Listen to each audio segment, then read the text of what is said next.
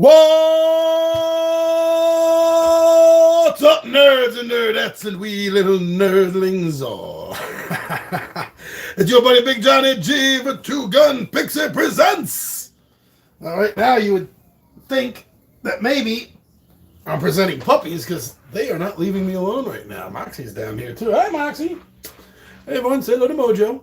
Mojo. Moxie, you want to say hello? You want to come up and say hello? Come here, Moxie. Come here. Yes. I know. Good girl. And there's the Moxie. The Mojo and the Moxie. All right, little ones. All right. Yes. Stay away from my feet. Little dogs.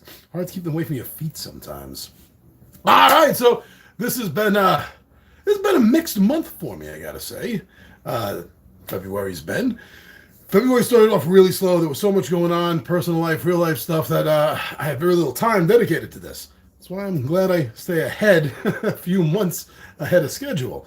And that really did help me. But the last couple of weeks, man, I've been banging things out. I've been flying. I've been doing things. I've been taking care of business. And I feel good about that. So, we got a bunch of questions. I've answered a couple of them, the more recent ones. But I'm also going to be talking about them here as well. So now we just got one this morning in from what I believe is a new viewer, hopefully a new subscriber if I got lucky, and that's Patrick Guitars. Yeah, Patrick Guitars. All right, rocking it out. So talking about my video, leaving a comment here for the video of Big Johnny G's How to Play Hero Quest 2021 edition. Wow. It's been 2 years already. And by the way, this is my #1 most viewed video in the 7,000s. I haven't checked it lately. I'm sure it's still only in the 7,000s, but still, wow. And Patrick said, great vid. Just got back into the game. Haven't played since I was like 14, LOL. I have a question about buying equipment. Is the equipment bought only for that quest and must be returned after the specific quest? Or does it roll over to the next quest?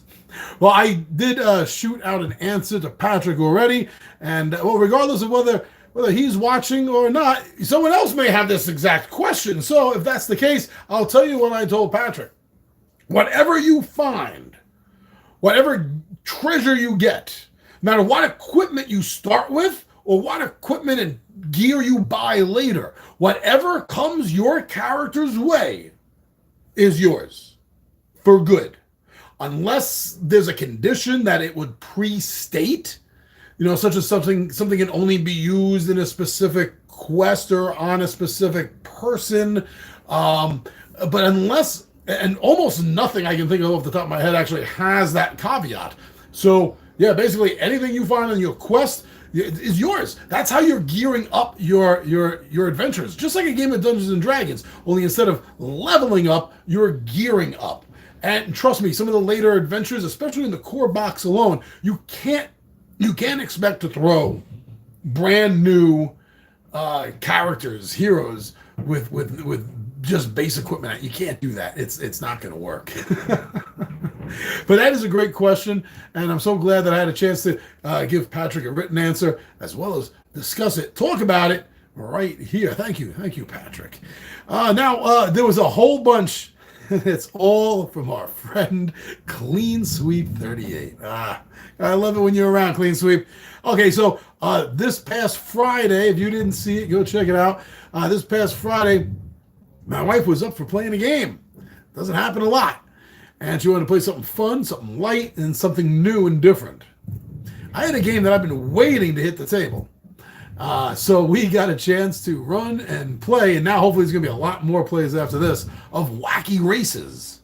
If you're not around my age category, and you're not just a 70s and 80s pop culture junkie, you're probably not going to know what the hell I'm talking about. So Wacky Races was a Hanna-Barbera cartoon in the late 60s. I think it was 68 maybe, in the late 60s, about all these wacky, crazy characters in their even crazier and even wackier automobiles, their cars, their racing cars, all having a race, as the announcer says in the beginning of it, to find out who is the wackiest racer of all time.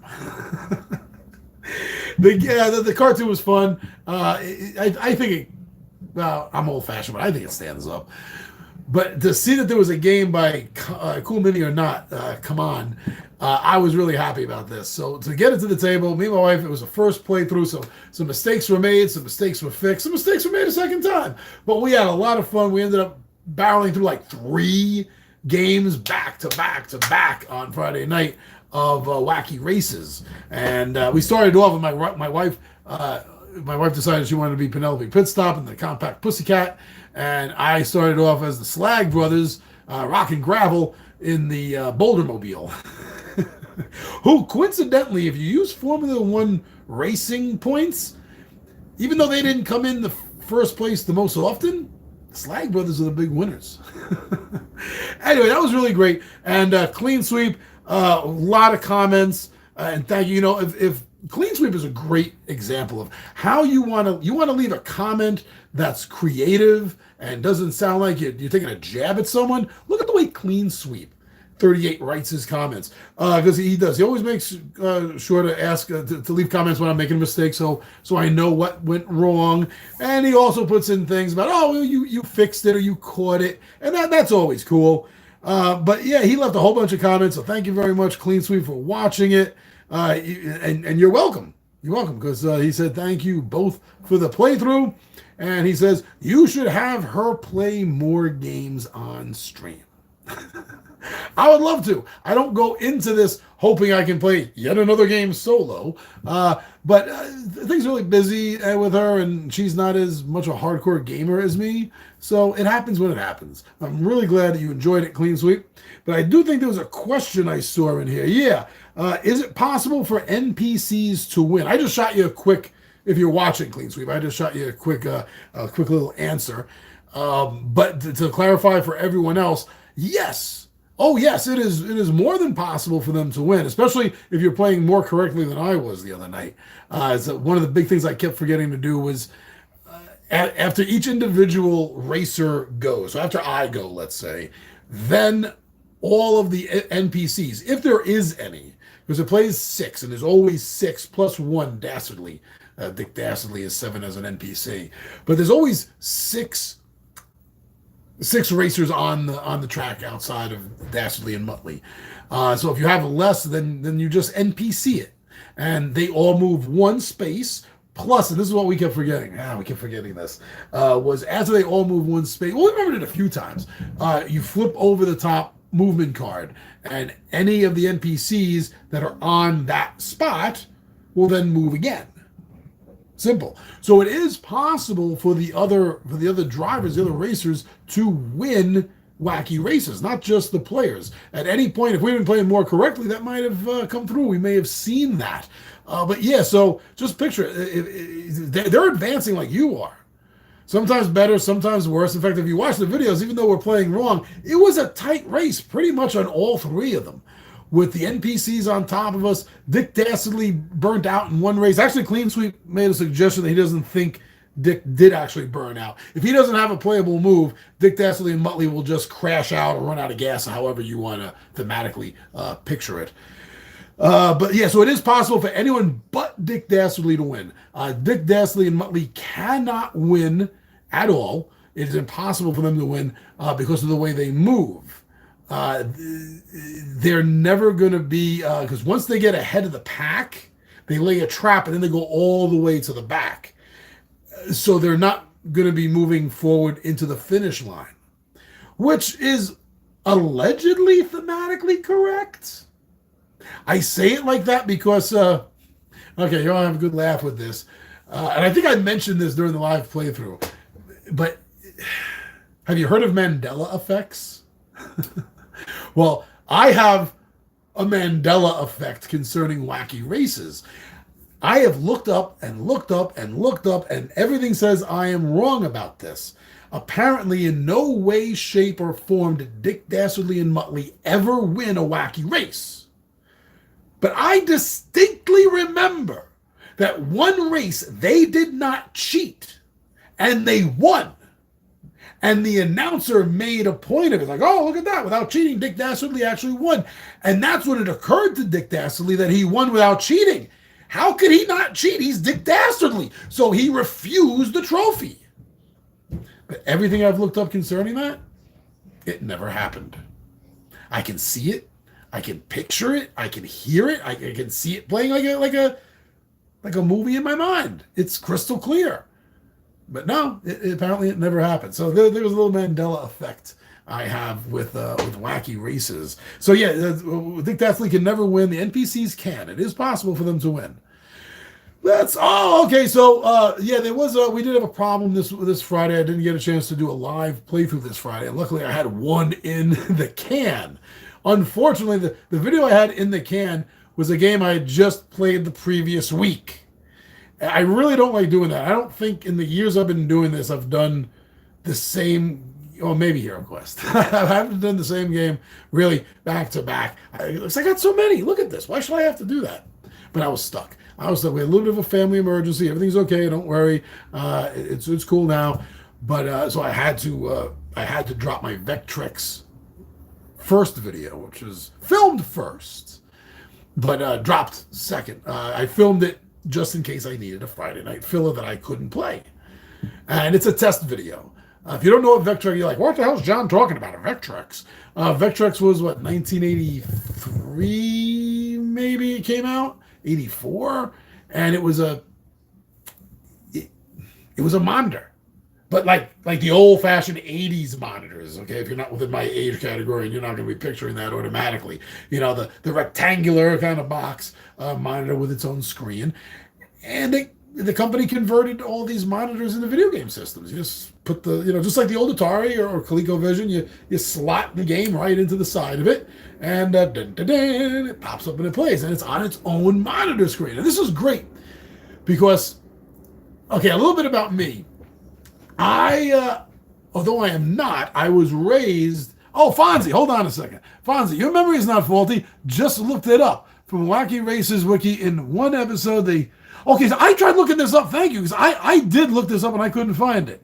Then they came extremely close to crossing. Oh, that was it. He didn't cross the finish line. It's not that he turned the trophy down. It's that as soon as he realized that he refused to cross the finish line. Okay. So technically, I was wrong. He didn't win. My memory was that he won and turned it down and gave it back, but he didn't. And now that's coming clear in my mind too now. He said, I knew something like that was up. Thank you.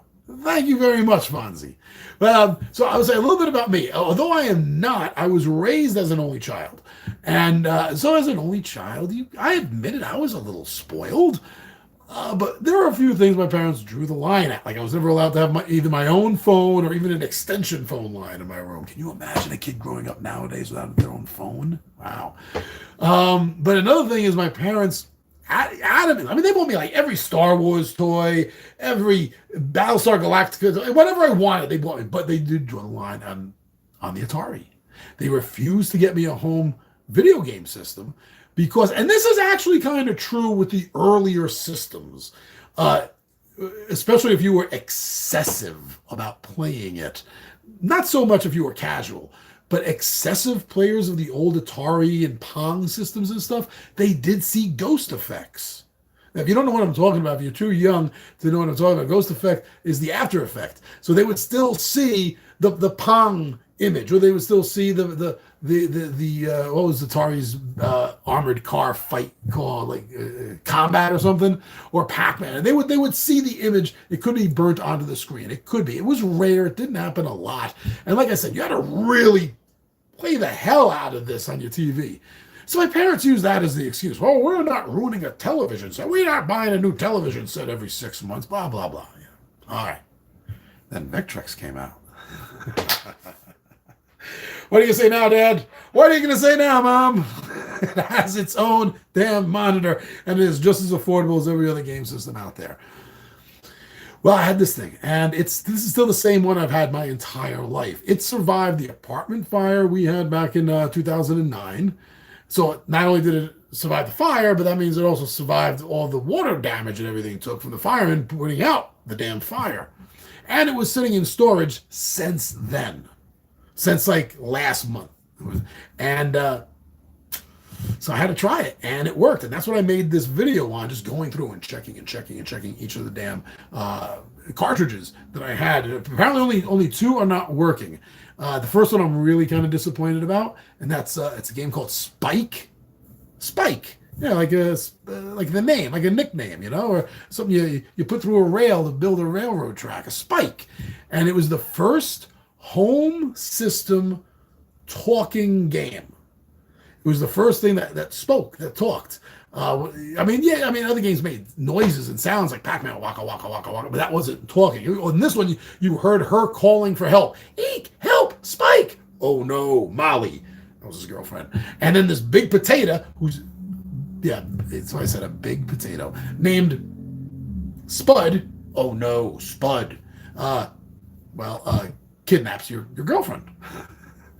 And from there, it's like a light version of Donkey Kong, the original Donkey Kong, or the Popeye arcade game. Maybe it's a little closer to the old Popeye arcade game.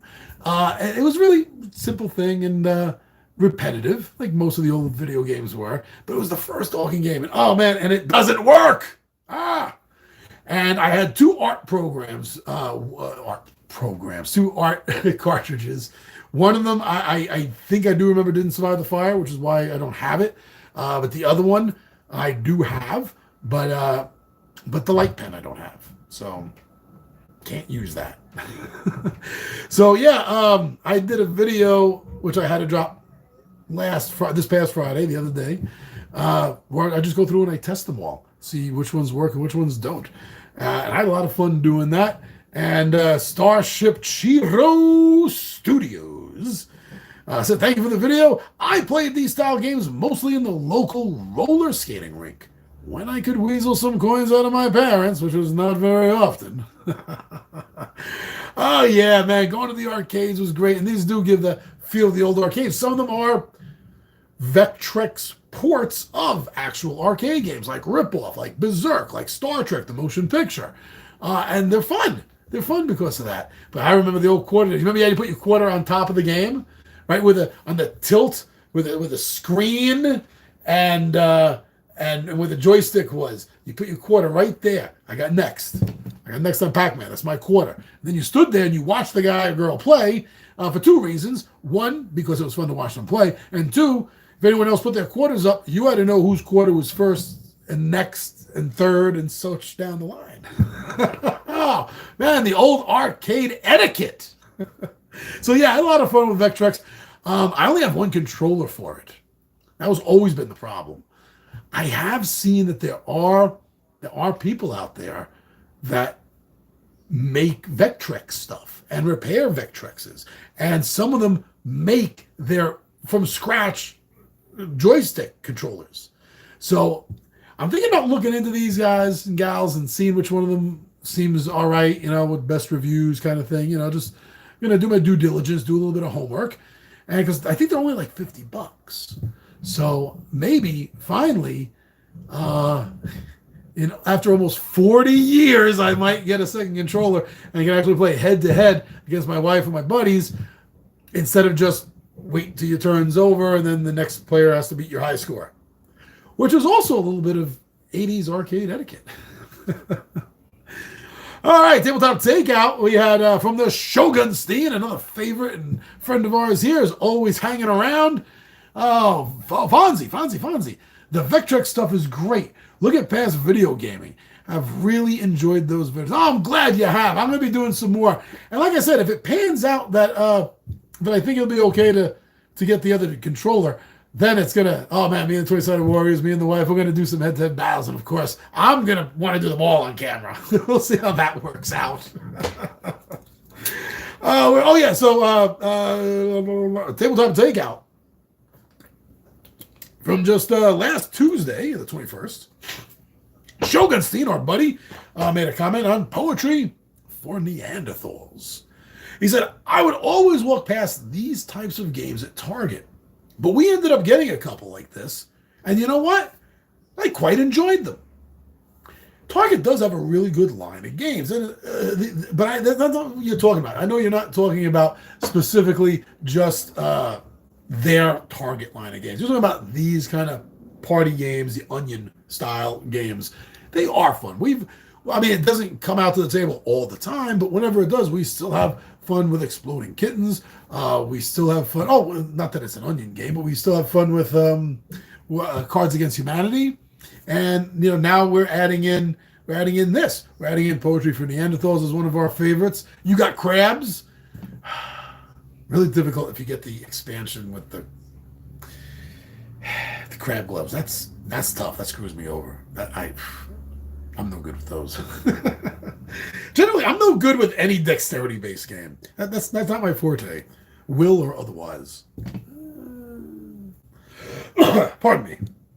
Another one from Starship Cheeto Studios. Oh, wow. I didn't notice this. This isn't anything I would actually normally expect anyone to comment on. But for last week, when I dropped my Two Gun Pixie weekly YouTube guide, Monday, February 20th to Sunday, February 26th.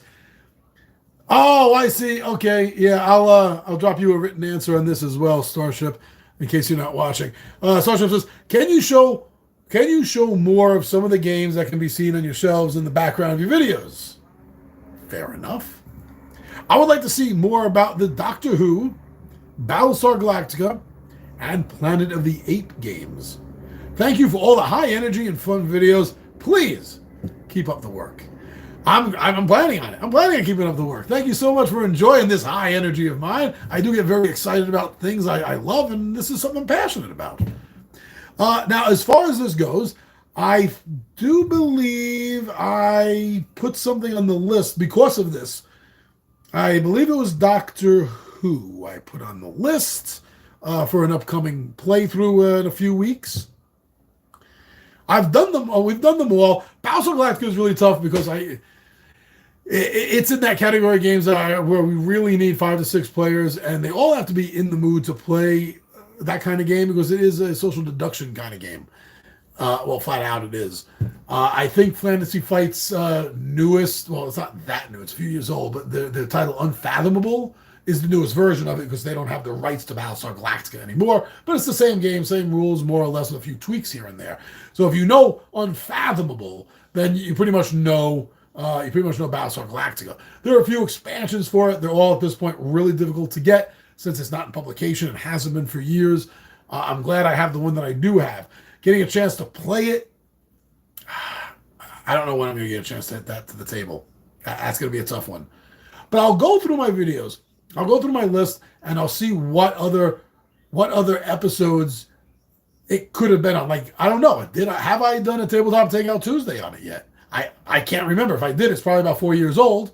And I have been thinking about doing an update to the Tabletop Takeout series where I go back and re-examine some of the old games so they still stand up after 4 or 5 years. So I'll definitely get Battlestar Galactica on that if it hasn't been on Tabletop Takeout already. I know there's been a slideshow Sunday. If you want to see the components of it, there's a great slideshow gaming episode with Battlestar Galactica. A lot of close-ups on the components. As far as just looking at the game and seeing the game, it's a great way to check it out. Almost better than an unboxing. I probably have an unboxing too. I think I did the unboxing, but again, we're going back like 4 or 5 years on some of these videos for that. I'll see what I can do. Planet of the Apes, I don't like to film. Has nothing to do with the game. I enjoy the game. It's the kind of game that has replayability, but not back to back to back to back. Good replayability if you have gaps in between it, because you're just following the movie. You're following the original Charlton Heston movie of Planet of the Apes, but from Charlton Heston's character's point of view. In fact, you're all Charlton Heston, everyone around the table, but you're playing different aspects of his mind, his mentality, his psyche, and you have to work together. I forgot what they're all called, but picture his leadership, his anger, his sarcasm. You got to work it all together, basically, and work as a team to get him through these scenes successfully. And I really do enjoy it, but it's a difficult but it's a long board, but it's not a long board like it's made to be looked at lengthwise. It's a long board that's meant to be looked at like a banner or something. So it doesn't fit on the table nice at all. And the few times I have done playthroughs of it, filming the game has annoyed me. So I don't know if I'm going to do another playthrough of it.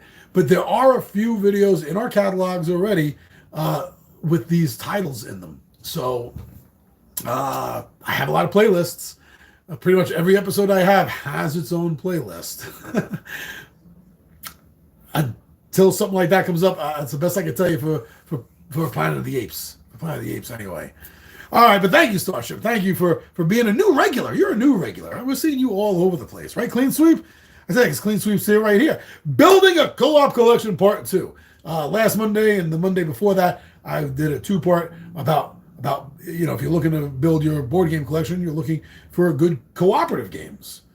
And this is a fun series. I like doing the building series, helping people get ideas for good games if you want to build up a board gaming collection, And Clean Sweep 38 says, I like Harry Potter Hogwarts Battle, Venom Assault, and Cryptozoic's Lord of the Rings The Fellowship. All cooperative and all deck building games. All right, so Clean Sweep is definitely a deck building man. Me, not so much. I'm not the biggest fan on deck building games. I like fixed decks games.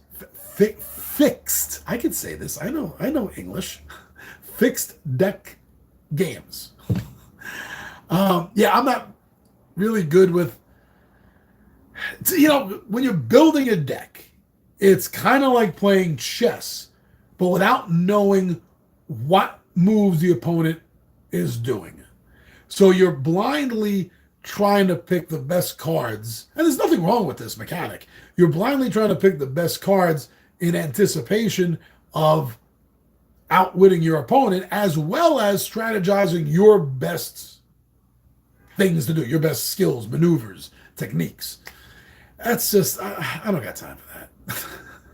I don't have time to go through decks and put things together and plan things out like this. I really don't. And so there's a few deck building games I play, but it's not anything that's going to be growing any further in my collection as far as I can see, unless something really blows my mind. But hey, we all have the kind of games that we ourselves enjoy, and that's what you like. So I'm glad, and thank you very much for sharing that with us and letting other people know about these titles, because I wouldn't be talking about these titles. Oh, here we go. So the last 2 Thursdays back, the 2GP special presentation, It's Alive! Is where I find out that, yes, the Vectrex is working. That was a very good episode. That was fun. I had a lot of fun, obviously, filming that and discovering that it is, in general, working, and throwing a couple of games in and, testing it out like that. That was really fun. That was good. Fonzie the Capybara, who is with us, or just recently was with us, maybe still is. Fonzie, this is a whole week ago already. Never seen this system, but you looked so happy. I'm sorry, there was no comma period there. Never seen this system, but you looked so happy that it works. I'm excited to see you play with it. But don't blow on the cartridge. So, this is interesting, because Fonzie, I did not know this. And literally have been doing this my entire life, like so many other people. Fonzie says, don't blow on the cartridge. That was a myth. Your breath is bad for them. I mean, not yours specifically, he points out to me. Thank you. Merely taking the cartridge out and putting it back in was enough to jiggle the connections and make it work. That really kind of makes sense, because our breath, no matter how much we even try to dry our mouth out, which nobody does before they blow on anything anyway, no matter how much we dry our mouth out, there's still moisture in what I just did. And moisture is bad for components of electronics, right? So like I said, it's core. It's one of the things that you're pointing out to us. So yeah, I guess I'm not going to be doing that anymore. That's all thanks to you, Fonzie. Everyone else needs to listen to you. Starship, what's in the Pixies box of Fantasy Flight games? Oh, which one was it, man? Because these are, let me tell you,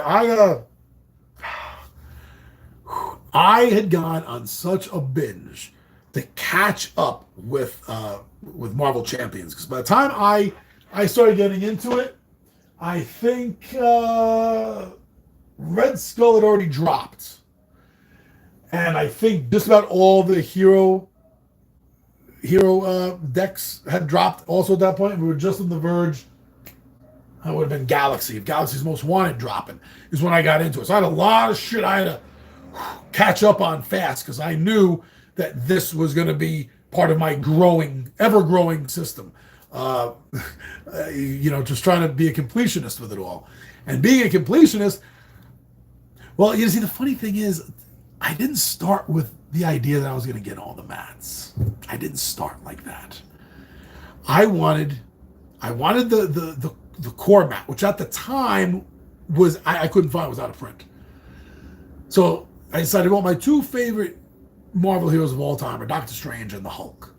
I love the Defenders, the old core classic Defenders, with Submariner and Silver Surfer on them. Those four. So I said, let me get the mats. Let me get the mat for Doc, and let me get the mat for Hulk. And they were nice. And we got a couple as gifts. I got another one from one of my cousins. And at that point, I was like, well, now I need to be a completionist over the mats. I have so much stuff in reserve. I have all of my unboxings filmed, uploaded, dated, ready to drop for the entire year. I have about another half a year's worth on top of that. So at this point right now, what I'm doing is I'm shuffling things around. And after this month, so I wanted to get some of these old Fantasy Flight game stuff. I wanted to get them dropped, get them out of the way. Now, going into next month, what I'm going to be doing is I'm going to be reorganizing. Why did I say it like that? Reorganizing. I'm going to be reorganizing my schedule to get some more up-to-date unboxings dropped. So I got to do that. I got to do that this week. But this one, I can't remember which one this was that I opened. But I remember the fact that one of the companies I was Amazoning them from, they was putting little lollipops, little bomb pops, little lollipop things in with it, which I didn't touch. This was during COVID. What are you, stupid? But I can understand it. It was a nice touch. They're trying to do something cool, I guess. And Starship Chihiro Studios mentioned my daughter would take the lollipops and throw the mats away. Well, we all have to have our priorities, don't we? There, little Starship Chihiro Studios ling. It is little Studios ling, right? That's it. We all do. And you have another comment for my Slideshow Gaming of Hour of Need Blacklist games. I know I gotta get some live playthroughs up of this. I know so many things I'm so far behind on wanting to do. But Starship, you said, thank you for the video. I have to confess that I do not have the time nor money to enjoy many of the games that you show. But I enjoy watching your introduction videos. I did buy Duel of the Dragons card game because of your video. Oh man, thank you so much. That company is a really good company, Fundamental Games. Wes is in communication with me quite often. I'll let him know about this if he's not watching this video already. I'll let him know. That's really cool. I love to hear that. I love the fact to know that something I'm doing this because I want to spend the time doing this. This is a for fun channel. I'm literally having fun just doing this and not worrying about backers or patrons or anything like that. So when I do drop something that affects someone in such a way that they're going to write me back and be like, hey, Big John, that was a great video. I love that game. I went out and bought it. That means a lot to me. That really does. So kudos for you, Starship. I hope you and your friends, only one at a time. It's a 2-player game or 1-player. So whatever friend and then later friends, spouse, daughter, children, nieces, nephews you play with, whoever, I hope you all enjoy the game. I still do enjoy it. It's a really fun game. I wish it would come out with like an expansion or just another standalone deck. But as far as I know, that's not in the works at the moment. Oh yeah, so a few weeks back, played Friday Night Fillers. Don't talk to strangers. This is a really fun game based on the artwork of Stephen Rhodes, and it's about aliens. You know, aliens, grays. Well, these look like tall greens instead of tall grays. But it's about the aliens, doing what aliens do. kidnapping people. It doesn't say why. We're assuming they're doing experiments on them. And in this case, the people they're kidnapping are school children. Because, that makes a fun game. I'm being sarcastic, of course. It is all tongue-in-cheek. There's nothing serious about it. Come on, aliens kidnapping? It's or is it serious?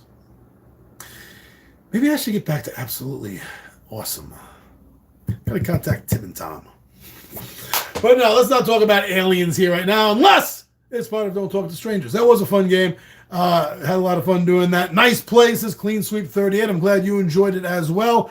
He does these, he doesn't. Steven Rhodes doesn't do these games. Cryptozoic has, 6 of them out now. Two box sets of 3. I don't know if they're coming out with a third or not, but I want to get a few more than myself. These are really fun, small imprint games, small box games, easy to take with you, easy to learn. You know the whole spiel. Yeah, very cool. Oh, another one for It's Alive from Starship Chiro. You gotta do it like this. Starship Chiro Studios. It says, thank you for this video. I had never heard of this system, Vectrix. I had only convinced my parents to buy me an Odyssey 2 system. Wow, another flashback from the Sears Christmas catalog, 1983.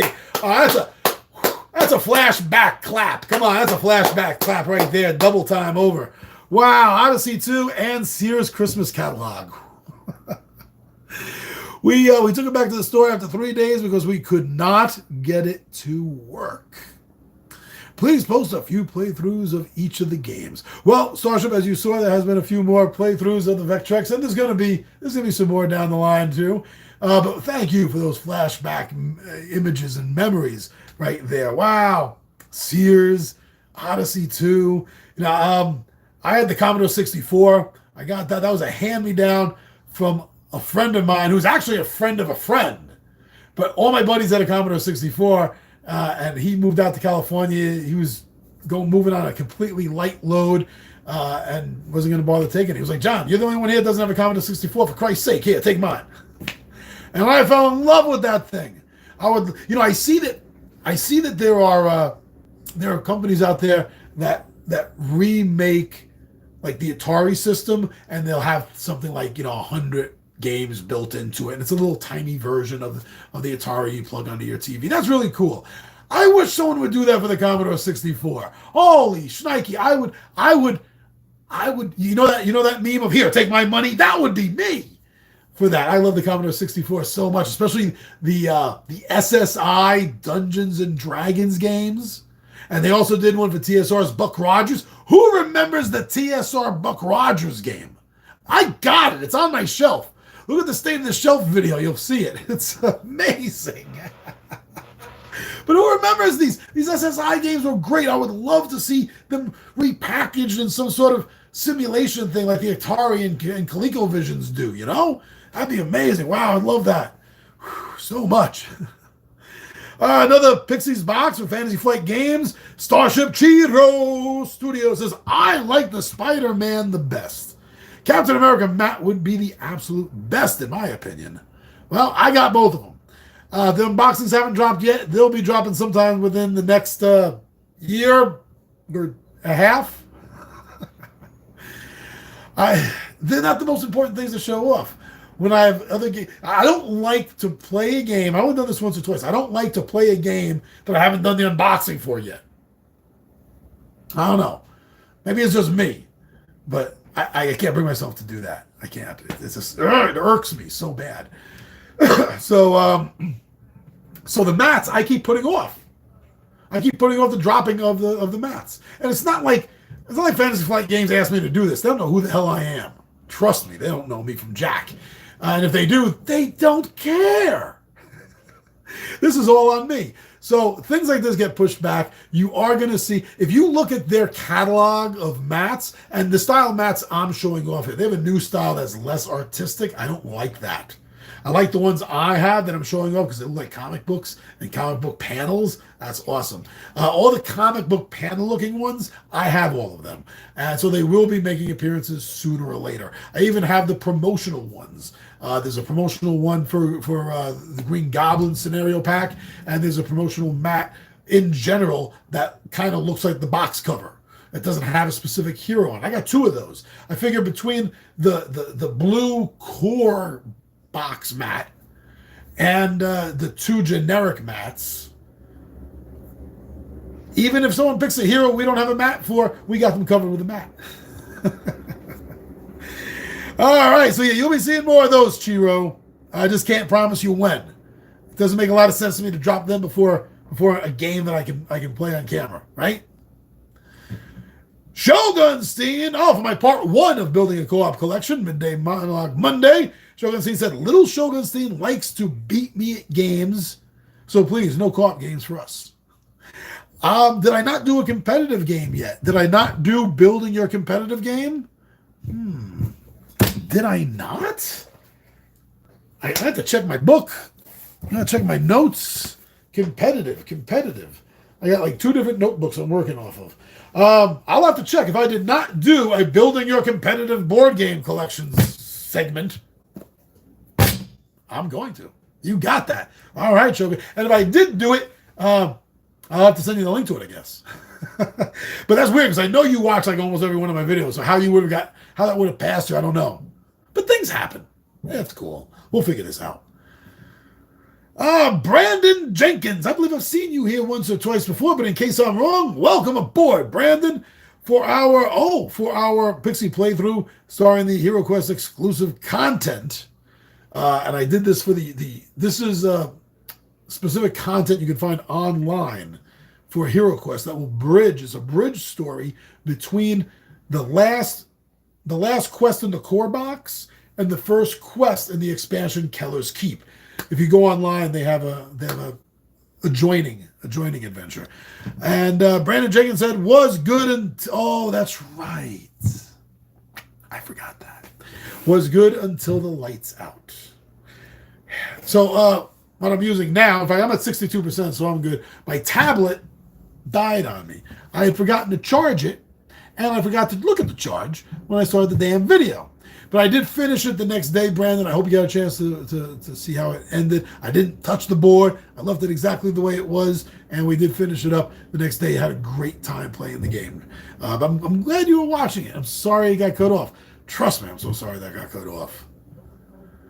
Wesley, speaking of, we were just talking about Duel of Dragons, and here is the creator of the games, the head of Fundamental Studios, Wesley Woodbury, making a comment on my slideshow gaming at the top of the month for Questeros. Is it right here? It's right here, isn't it? Questeros is, there's a few. This isn't the only one. But Questeros is a tarot card based card game. I almost said board game. I guess it is a kind of board game. Yeah, and it looks just like, just to show you one so you see what I'm talking about. It's, tarot cards, like the Five of Orbs. That's what it is. So I did a slideshow of that because it's beautiful, so beautiful. The art is amazing, and it's a fun game. And not only is it a fun game, but this falls in the category of something I really enjoy. When the solo play rules to a game are different than the multiplayer rules. It makes it feel like a second game, a different game. And I like that. I like that extra touch that producers like Wesley does. It's really good. So thank you on that. And we got some more. I was supposed to do a playthrough right behind me. I was supposed to do a playthrough of Dying the Dungeon this month, which I forgot. I'm going to try to squeeze that in this week. I'm going to try to squeeze that in tomorrow, actually, so I can at least keep my promise that it's in the actual month I said it was going to be in. I've been running a campaign in that. I only have two, maybe 3 quests left, and I'm done. Been winning more than I've been losing, so that's good. But Wes, yes, thank you so much, Wesley. Excellent. I'm glad you enjoyed it. You said cool. No, he didn't say that. He said cool game share. This was such a fun game to create the concept of the cards for, and I even got to do the coloring of the 1 through 9 cards in the different suits. It was a very fun experience. Nice little behind the scene there. The game developer actually did some of the art. He contributed with the coloring. Very cool. Oh, Tiny Tabletop Takeout Tuesday at the beginning of the month. Clean sweep here, and I've already responded there. Clean sweep says for Tiny Epic Dungeons. Fun game. This one game that getting the neoprene mat is worth getting to help remind you the play area for the tile card laying, as well as keeping all the card decks organized. I can definitely see that. I'm not a big mat guy. I just finished talking about Marvel Champions. It's funny that I say that. No, but I mean, what I mean is I don't go and I buy every single mat for every single game. But I think you're right about this. And I also was wrong about their Tiny Epic Pirates. I bought one map because I figured, just for my solo games. But what was I just saying? About when a game plays differently solo than multiplayer, the map doesn't really work in Tiny Epic Pirates for if you're just doing a solo play. So and my wife was looking at the map just the other week. She was like, "Oh, what's this? Oh, this looks nice." And I told her, and she goes, "Well, then just buy some more." I don't know why I have my wife sounding doing the voice I do for Moxie. Oh, they got bored. They already left. But yeah, so I might be getting some of the mats for that. And if so, yeah, Tiny Epic Dungeons. I think you're right. I think the map for that game is helpful more than it is just a money grab by the company. I think you're right there, Clean Sweep. You also say on YouTube, Dog Stick Studios actually painted all of the minis for both the base and the expansion sets, and boy, do they look beautiful. They are great miniatures, and I've said it in the videos, and it's true. It wasn't blowing smoke up anyone's ass. The miniatures in this game, this is the first Tiny Epic game that they put out miniatures for, not meeples or something else. They went all the way because it's a dungeon delve. Though they're not calling it, in their mind, somewhere, even if it's a small, little, tiny section of their mind, they're thinking this is Tiny Epic Dungeons and Dragons to a degree. And you're going to have some cool-ass minis for that. My problem is, don't they seem a little stunted? Like, when you compare them to the regular standard 32-inch, they seem a little, that's the best way to put it, right? Like, not quite as tall and maybe just a little bit wider. And it's not a problem for the game. For the actual game, that's fine. But I do seem to recall in the Kickstarter, they told us that there were standard 28-32 millimeter style D&D miniatures. And they're kind of not. They're a little small. But it's a small little thing I'm kvetching about. It's not that big of a deal. Why did I even bring that up? I don't know. Because we're talking about Tiny Epic Dungeons because of Clean Sweep 38. That's why. And, look at this at the end. Oh, that's right. At the end. Right? We always have at the end of the month. The end. Well, not the end of the month. The fourth. Sometimes it's 5. The fourth Thursday of the month, we do the Tales from the Table, where you get to get a little behind the screen DMing experience from me. I tell you what's going on, how I have things set up, why I have things set up the way I did, how I had to alter the module's map to make it fit the table, all these little background things I tell you. And you get to see the 20-Sided Warriors talk about the game, giving you recaps and updates as to what's been happening. And then I throw, on top of all that, I throw some pretty awesome pictures of our gaming table during the talk. It all looks really good. I love it. Stephen Gilbert. Oh, you know what? I covered this last. Let's cover this last month in the comments section. So I guess this is our wraparound here. Stephen Gilbert said, "I want more."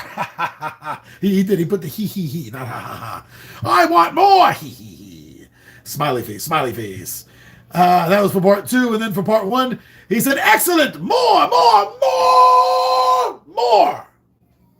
Well, we did just drop 3 on Thursday. So, Stephen, if you've been watching the channel, if you're watching this, I hope you got a chance to see it and you enjoyed it. 20-Sided Warriors are coming by this Saturday. I think we're up to filming, this Saturday we'll be filming part 6 of their update. So we're a few ahead of schedule.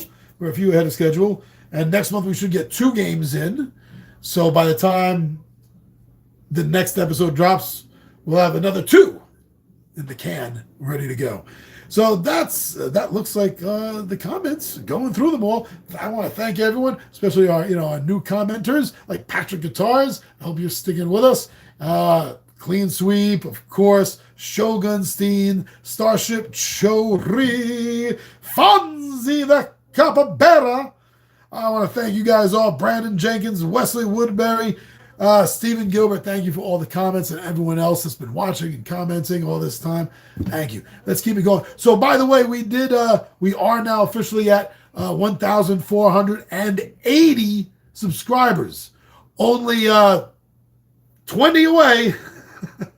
Only 20 away from 1,500. So, fingers, toes, and tails crossed, my friends. We're going to hit 1,500 soon enough. So that's it for today's video. Unless there was any other questions or comments, which it does not look like I missed anything of. Fonzie says, thanks for doing what you do. And thank you, Fonzie. Thank you for supporting me. It does. It feels really good. All of you. You make my day a little bit brighter. So thank you so much. And I hope you enjoy your day, and I hope tomorrow is even better. I'm your buddy Big Johnny G for Two Gun Pixie presents Legendary Gaming, and I am heading off of Mojo. Take care, everyone. Hey, man, I got you on camera a couple of times.